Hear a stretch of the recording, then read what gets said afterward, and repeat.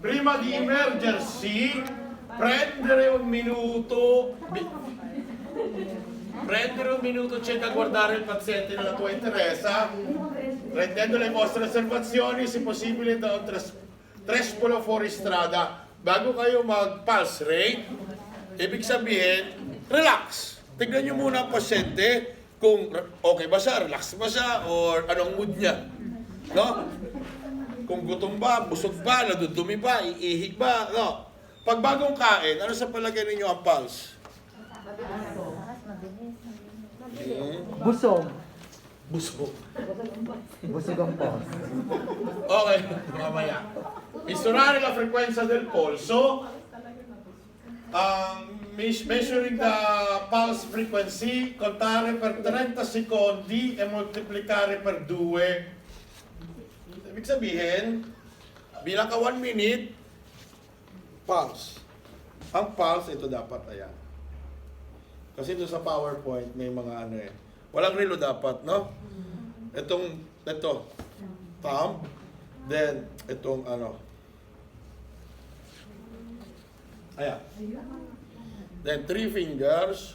Alam niyo yung buto na yan? Sa ibabaw nun. Ramdam niyo? Yes. Oh, naramdaman nyo. Hindi ganyan ang pag-ano. Hindi ganyan. Hindi ganyan. Tatlo. Baon. Nakaganyan, no? Oh, ramdam? Sinong wala? Meron ka, Gemma? Wala. Oh, alam mo na. Aswang ka.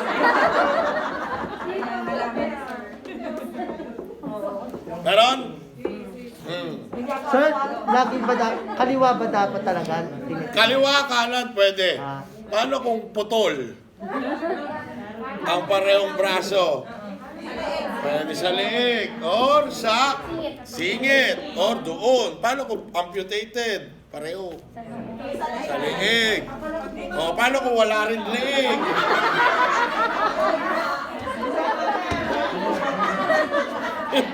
Pinapapa rin ni Gemma, teka. May ugat dito eh. Umipintig eh.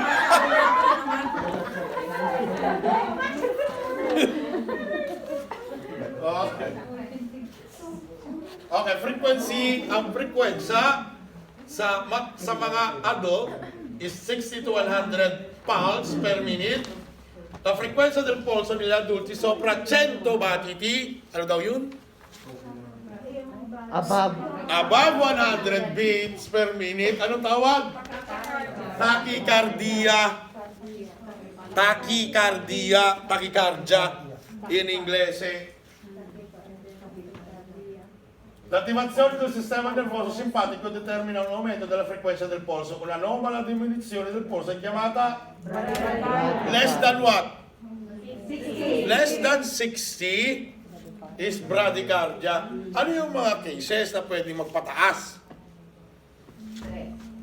Stress. Pagod, tumakbo, exercise. Anger, no? Ano pa? Anxiety. Mataas ang pulse niya, mabilis. Fear. Yes, you well, it's a positive stress, you know? Positive stress yan. Hindi lang naman laging negative ang stress. Positive din yan. Ibig sabihin, nag-reactivate ang brain mo, no? Ganun yun. Binubuhay. Then, what else? Ano naman ang nagpapalis? Na pulse. Mababa ang dugo mo. Mahina ang heart mo. Mababa score mo sa quiz. Mababa score mo sa quiz. Naparami kain mo. Puya. Yes, what else? Paulit-ulit ka ng anger. Hunger. Okay. Yun ang, sige nga, tignan ko nga ang pulse mo. Kunin ninyo ang pulse rate nyo personally. In 1 minute time. Tignan ko. Walang D4. Flat ang foot. In 1 minute time. Mag-start kayo sa 12. Then, walang maingay kasi kailangan mong maramdaman. Pag complete 1 minute, huwag kayong mag-times ng baguhan. Wala ba kayo relo?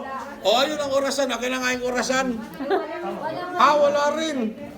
Kahit sa cellphone nyo, pwede.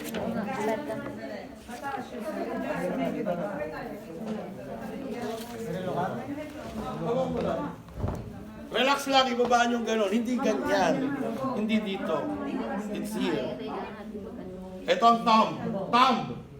Oh, ayan. Sundan nyo lang yung thumb. Ayan. Ganito, Lord. Babaw. Sundan mo? Okay. It is your body. It is your body flat feet. It is, katawan nyo yan. Kilalanin ninyo. It's your body. Kailangan kayong unang nakakakilala ng katawan nyo bago ang asawa nyo. 72 beats. Time, day. Lagay mo, time, day. 72.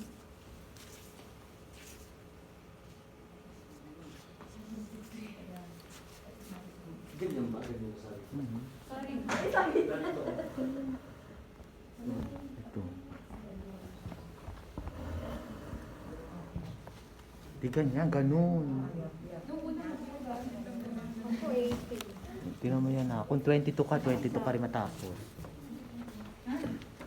Sir, pag 18. Okay lang yan, ibig 60 sabihin. to 100. Meaning at rest. Wala kayong ginagawa, nakaupo kayo, 80. Siya 70. 72 point something.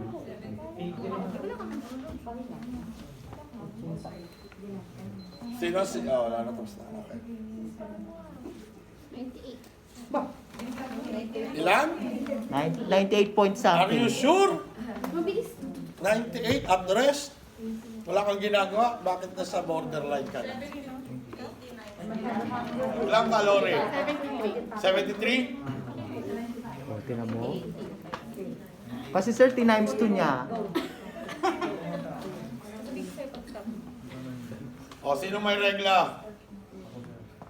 Ako na. Tapos na. Rakatin. Utan toto. Okay, sinong 70s? 80s? 90s? Kulang 100? Okay, ibig sabihin kumain kayo, at rest, nagkape na kayo, yan ang inyong pulse rate. So, pag gagawa na hawak na kayo ng pasyente ninyo every day, i-check nyo yan ang morning and afternoon. Okay? Wait. Ha? Pag may regla, ano? Well, yes. Kasi nagre-release ka. Sabi ko, bilangin mo. Sabi ko sa'yo mag-stop. Hinintay niyo pala yung bilang ko. Sabi ko, ikaw ang bibilang. Ako ba sa isang sinustop? Okay, ito naman ang teknika para elevasyone ng respiratory rate. Basta nga. La respirazione si sta a 2 processi diversi. Ok.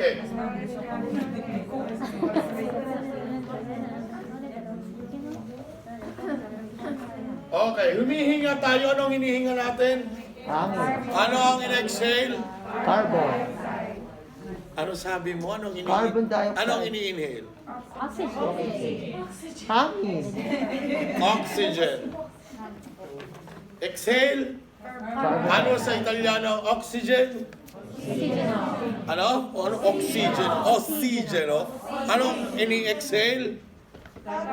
Ah, Carbon ano sa Italiano?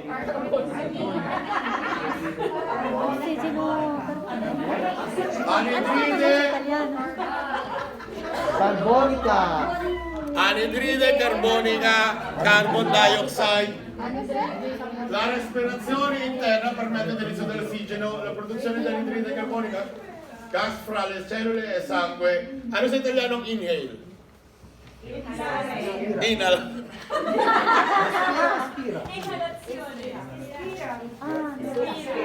Inalazione o inspira. Aspira.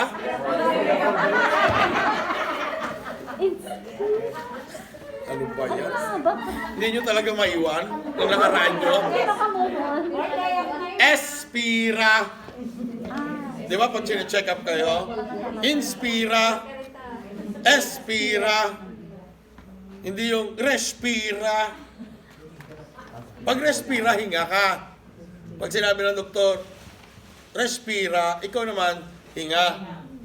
Yung process ng inhale-exhale is respiration, right? Yung inhale, pag sinabi, inhale, inspira. Hintayin mo ngayon yung expira. Tumawag. May tumawag. Oh. Oh my. Di ba? Takot ang karir, sir.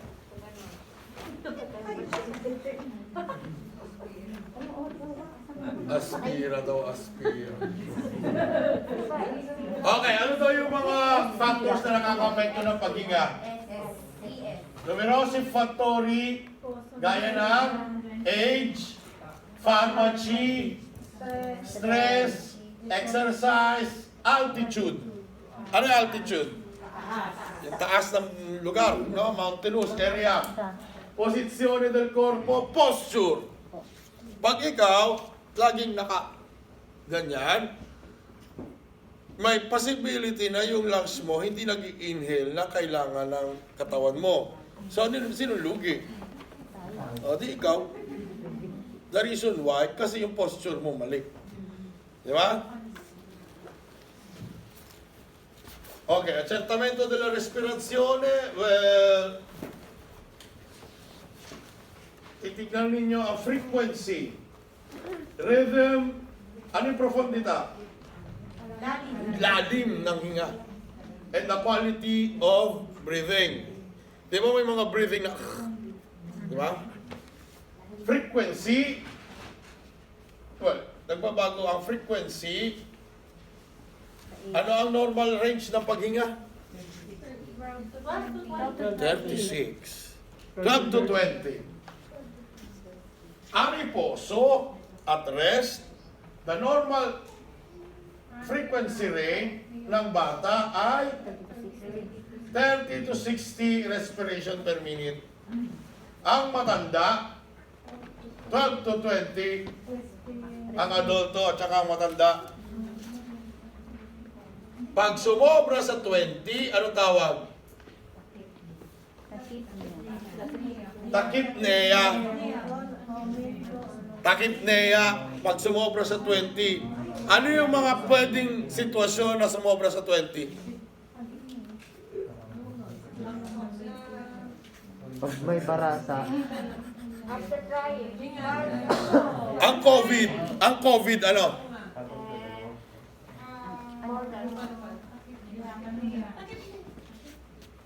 Ha? Mabagal ang COVID. Yes. Kasi puro tubig na ang baga. Ano ang pwedeng mga cases na asthma, what else? Anxiety, pwede mag-cause yan. Ano pa? Yung tumakbo ka, umabol ka, di ba? Oh. Exercise. More than 20 yun. Okay. Pag bumaba sa 12, ano? Ano ang sumobra ang pulse? Anong tawag pag sumobra? Ano yung normal range ng pulse?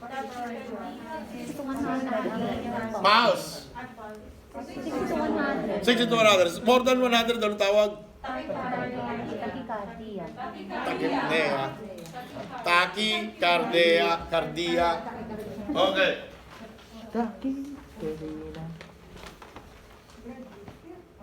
Bradypnea, less than 12. L'apnea è l'assenza della respirazione. Ano daw yun?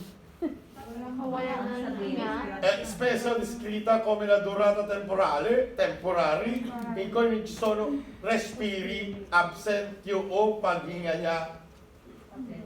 Alam niyo yung sleep apnea? Mga asawa? Kakatabi nyo? Humihilik? Is that dangerous?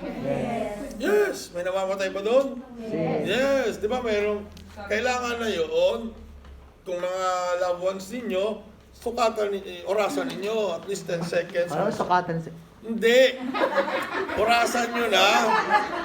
Orasan nyo! Parang Orasan nyo na ng 10 seconds. Pag lagi siyang ganon, ibig sabihin may problema siya sa Puso. heart na yon. May pwede na mag-cause din ng brain damage yun. Kasi wala siyang oxygen in 10 seconds. Hindi. Tatlo kami.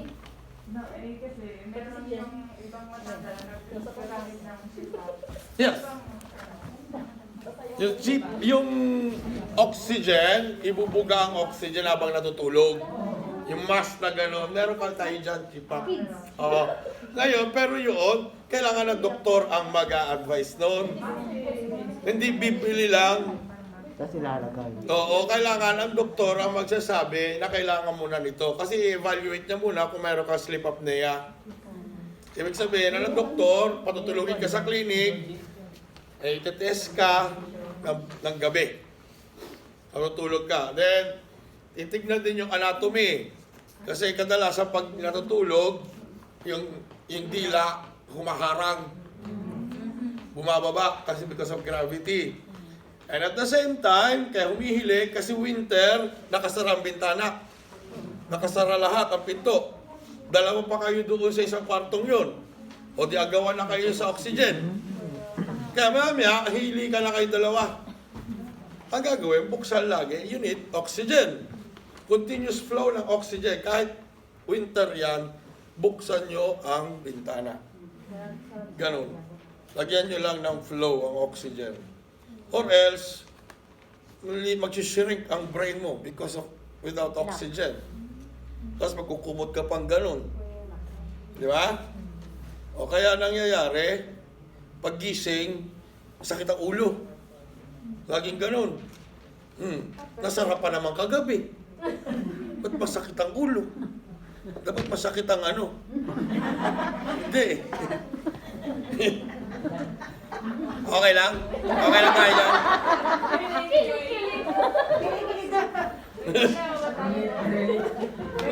Yan, dyan ka magaling eh. Okay. Okay. Inspirazione, espirazione, inhalation, exhalation. Ok, la respirazione deve essere regolare nel ritmo e nella profondità. La regolarità si riferisce al modello di ispirazione ed espirazione. L'aspirazione è normale quando le due volte più lunga dall'inspirazione. Ano daw ibig sabihin nun? Inhale nga kayo. Exhale. Lakas ah. Bagoong. Hindi lang ibubuga. Diyan naman oh. Bastusa naman eh. Okay. Every morning, mag-inhale, exhale kayo. Before mag-exercise or mag-diretso kayo ng trabaho. Ang inhale usually 1 to 8, 8 to 1. Di ba? Yung inhale nyo, then ngayon try nyo, inhale kayo ng malalim. Inhale. Hold. Release. Okay. O, inhale ulit, malalim. Inhale ulit, ilin. Ano, pwede yun. Ang tanong, gaano kalakas ang lungs ninyo? Okay? Inhale kayo ng malalim, then inhale ulit. Stop muna, then inhale. O, inhale. Yan. Kung kaya nyo yun, kasi yung lower lobe, kailangan mabigyan nyo yun ng oxygen din. Humihinga lang tayo, dito lang sa upper lobe. Okay? At ang paghinga dapat, Saan? Sa ilong o sa bibig? Okay. O bakit kadalasan sa bibig kayo humihinga? Barado ang ilong. Tao. Allergy. Okay. Women tend to breathe sa mouth. Ang babae. Kayo humihinga kayo sa bibig madalas. Dapat sa nose. Okay? Kaya kayo madaldal.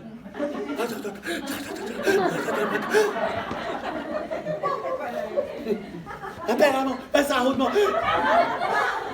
Ganyan yan. Kaya ang mga tanyo naglalaki yan. Tao.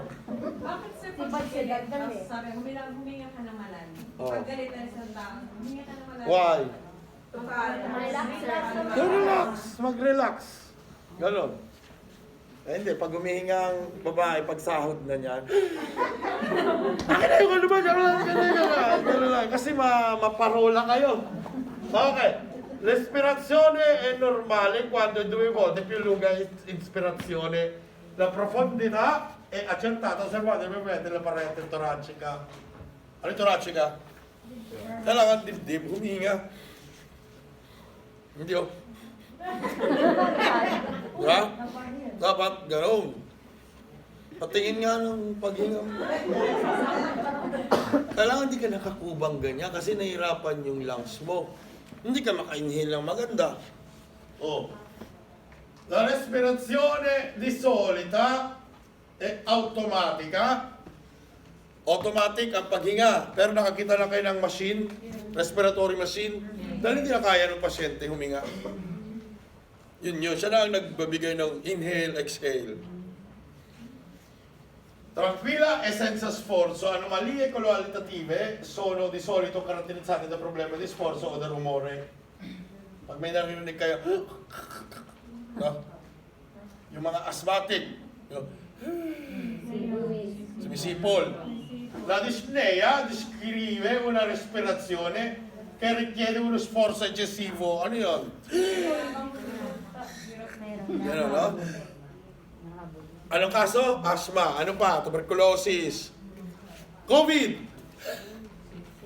Ano pa? Allergy. Ano pa? Bronco. Pulmonite. Ano pa? Mga doktor na kayo ah. Ano pa? Quasi-tutti ano? Bahong hininga? Lungs. Patungkol sa lungs. Okay. La dispnea si può verificare in posto durante l'attività.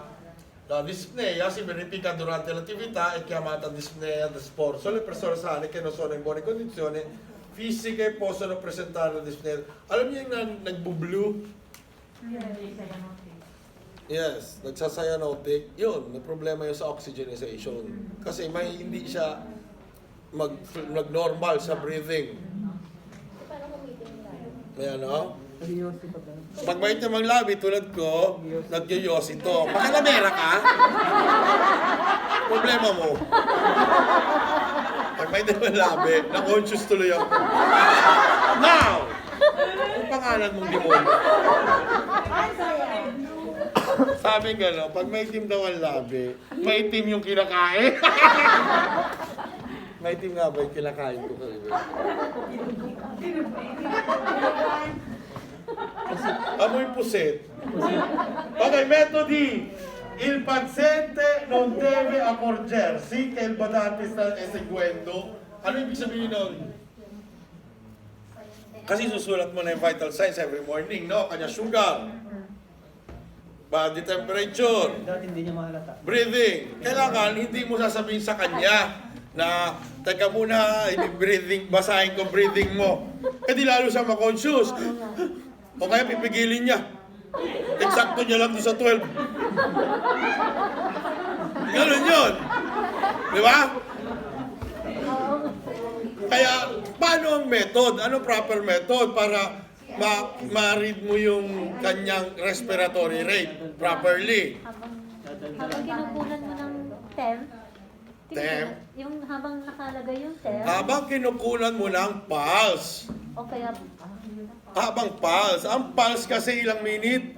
60 to 100. Hindi ilang minute. What? 1 minute. Ilang minute in 1 minute time, di ba? Yes. Gagawin mo ngayon plus 1 minute. Ah, tama. Sabihin mo, teka, binabasa ko pa yung pulse mo, huwag kang gagalaw. Ah, So 1 minute na yon. O tandaan mo lang kung kailan yung 1 minute ng pulse. O, magdagdag ka uli ng 1 minute, tignan mo naman yung kanyang breathing. yes. Ganun yun, huwag mo sasabihin. Ngayon, hindi ko na sabihin sa inyo na basahin yung isa't isang breathing. O, conscious kayo eh. Ganun, naiintindihan na ba? Yes. Paano? Okay.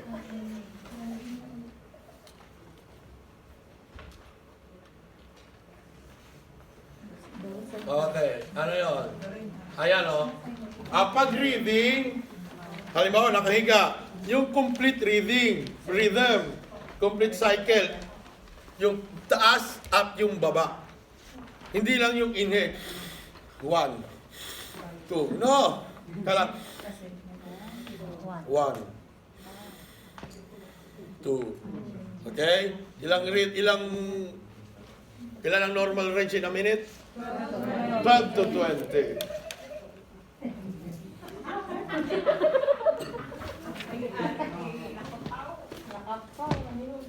Okay. Wala namang prepare na material. Wala ka namang ipiprepare dyan, kundi pasyente lang eh. Okay. Ito naman yung technique per la rilevazione della pressione arteriosa.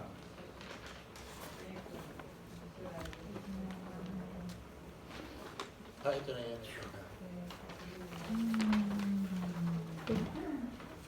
Okay. Sa rilevazione ng pressione arteriosa, sino na marunong sa inyo mag-BP?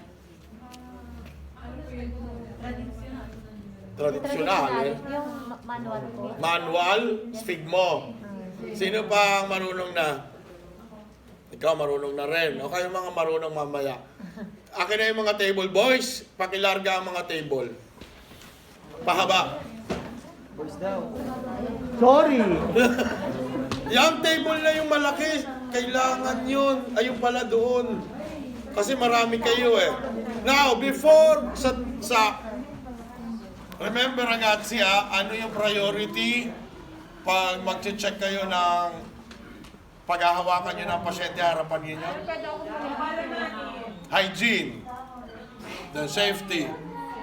Okay? O,